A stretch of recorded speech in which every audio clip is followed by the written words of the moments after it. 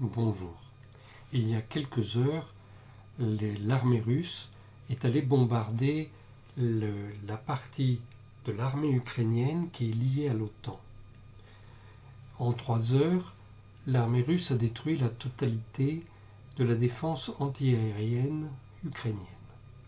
Et elle va continuer son opération en s'attaquant désormais au bataillon Azov et à la totalité des responsables nazis qui ont été introduits par les États-Unis et le Royaume-Uni dans le gouvernement ukrainien.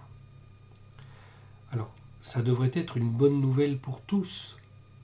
Pourtant, ici, en France, on présente cette opération comme une invasion de l'Ukraine et l'arrivée de l'ours russe bientôt à Paris.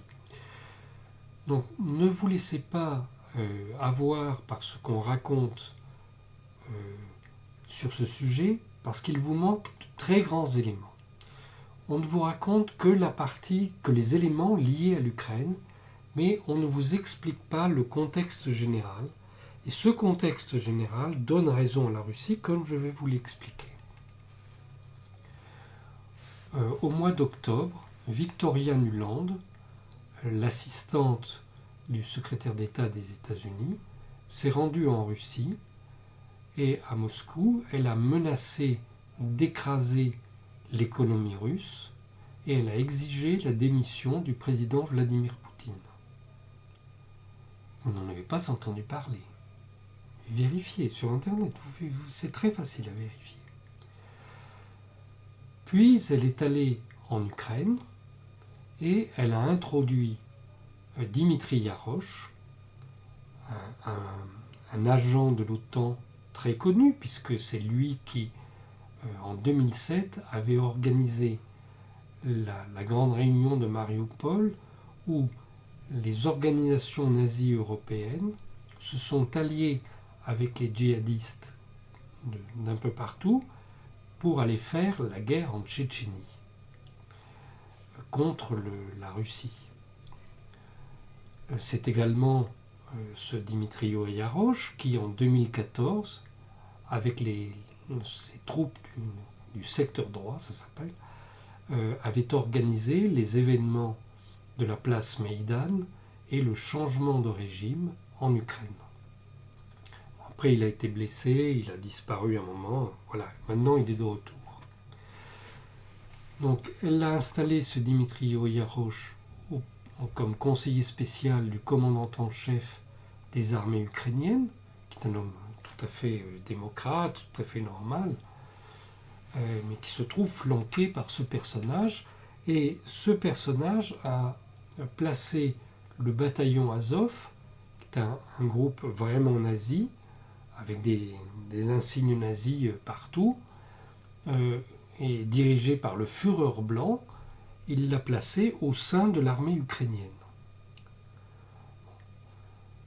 Donc ça, c'est une nouvelle qui aurait dû vous faire pousser des cris d'orfraie, mais vous n'en avez pas été informé par les médias en France. Donc les Russes ont préparé leur riposte. Ils ont envoyé au mois de décembre une proposition de traité garantissant la paix aux États-Unis, dans laquelle, en fait, ils exigent que les États-Unis respectent le droit international tel qu'il a été élaboré au fil du temps, d'abord par le gouvernement français et le gouvernement de l'Empire tsariste en 1899 à la conférence de La Haye, puis formulé par la Charte des Nations Unies en 1945 et pour les pays du tiers-monde en 1955 avec la Charte de Bandung. Donc ce traité est évidemment inacceptable par les États-Unis, puisque depuis 70 ans, ils violent tous les jours le droit international. Et ils tentent de lui substituer un ensemble de règles qu'ils ont eux-mêmes édictées, au point même qu'ils prétendent que eux et leurs alliés forment la communauté internationale. Si vous voulez, c'est même pas la moitié de la population mondiale, mais ils prétendent diriger pour tout le monde. Donc les Russes demandent prioritairement le retrait de l'OTAN des pays d'Europe centrale et orientale qui n'auraient jamais dû y adhérer en fonction de l'accord de la conférence de Potsdam en 1945, à la fin de la Seconde Guerre mondiale, qui prévoyait que les forces des États-Unis pouvaient s'implanter exclusivement à l'ouest de la frontière Oder-Neisse, celle qui sépare la Pologne et l'Allemagne. Par la suite, au moment de la réunification allemande, la France a beaucoup insisté pour que l'OTAN ne s'étende pas à l'Est. Il y a même eu un long débat pour savoir si on admettrait que les forces de l'OTAN soient dans la partie est de l'Allemagne, l'ancienne RDA, ou soient uniquement cantonnées à la partie ouest, l'ancienne République fédérale allemande. Bon, finalement, il y a eu un accord qui a été signé par la France et qui prévoyait que l'ancienne Allemagne de l'Est adhère à l'OTAN dans le cadre de la réunification, mais qu'il n'y ait pas d'extension de l'OTAN au-delà. Et ceci a été répété plusieurs fois. D'abord, au sein de l'OSCE, l'Organisation pour la conférence et la sécurité en Europe, qui dérive des accords d'Helsinki, et dans laquelle 57 États ont signé 2 déclarations. Alors, 57 États, tous les États du continent européen, et plus encore, puisque les États-Unis et le Canada, par exemple, en sont membres.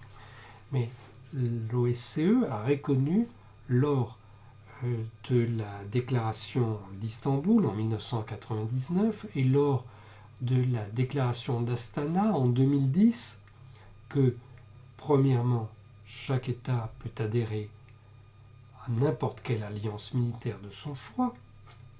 La France, par exemple, est membre du traité a signé le traité de l'Atlantique Nord. Elle est alliée des États-Unis. Mais deuxièmement, aucun État ne peut assurer sa sécurité au détriment de celle des autres. Et de ce point de vue, l'adhésion à l'OTAN est illégale. Parce que l'OTAN n'est pas une fédération, une confédération dans laquelle tout le monde est égal, mais c'est une fédération placée sous le commandement des États-Unis et du Royaume-Uni, et donc les autres États sont des vassaux des États-Unis et du Royaume-Uni. Et la France, malheureusement, a réintégré l'OTAN avec Nicolas Sarkozy, l'OTAN qu'elle avait quittée avec le général de Gaulle en 1966. Le général de Gaulle avait expulsé du territoire français toutes les forces d'occupation des États-Unis. C'est le terme qu'il a employé, les forces d'occupation des États-Unis. C'est pas moi qui dis ça. Mais nous nous sommes replacés dans une position de vassalité face aux États-Unis. Donc la Russie va demander le retrait des forces de l'OTAN de tout le glacis d'Europe centrale et orientale. Mais ils peuvent toujours être signataires du traité de l'Atlantique Nord. Ça n'est pas du tout la question. Et il faudra aussi appliquer en Europe occidentale le droit international. Donc, le droit international, par exemple, interdit le stationnement d'armes nucléaires dans des pays qui n'en sont pas détenteurs eux-mêmes. Alors, par exemple, que font des armes nucléaires des États-Unis en Italie ou aux Pays-Bas? C'est absolument une violation du droit international. Il va falloir que ça prenne fin. Il faut se rendre compte que les États-Unis ne sont plus la première puissance économique du monde, c'est la Chine, et ils ne sont plus la première puissance militaire du monde, c'est la Russie. Au cours de la guerre de Syrie, que les forces de l'OTAN ont perdu, au cours de la guerre de Syrie, la Russie a expérimenté toutes sortes d'armes nouvelles qui sont sans commune mesure avec les armes de l'OTAN. Et le week-end dernier, la Russie a montré qu'elle dispose de lanceurs qui lui permettent de détruire d'un point de vue nucléaire n'importe quelle cible, n'importe où dans le monde, sans qu'on puisse l'en empêcher. Parce qu'elle dispose, elle l'a montré, de lanceurs hypersoniques qu'elle a pu utiliser depuis des sous-marins, depuis des navires de surface, depuis des avions bombardiers et depuis des camions. Elle peut tirer ces lanceurs hypersoniques et détruire ce qu'elle veut.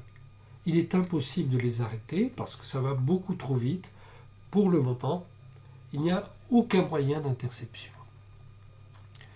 Donc, en quelques minutes, elle peut détruire ce qu'elle veut n'importe où dans le monde. Et il faut bien se poser la question si un jour, elle ne va pas devoir utiliser ce type d'armes contre le Pentagone, la Maison-Blanche et le Congrès des États-Unis. Je ne dis pas ça à titre de provocation. Je dis que si la Russie le faisait, les États-Unis n'auraient pas le temps d'intercepter ces lanceurs et ils n'auraient pas même le temps de lancer leurs propres armes nucléaires. Donc, prenons les choses au sérieux et respectons le droit international. C'est ce que nous voulons tous et c'est notre intérêt à tous. Donc bravo pour ce que la Russie vient de faire aujourd'hui.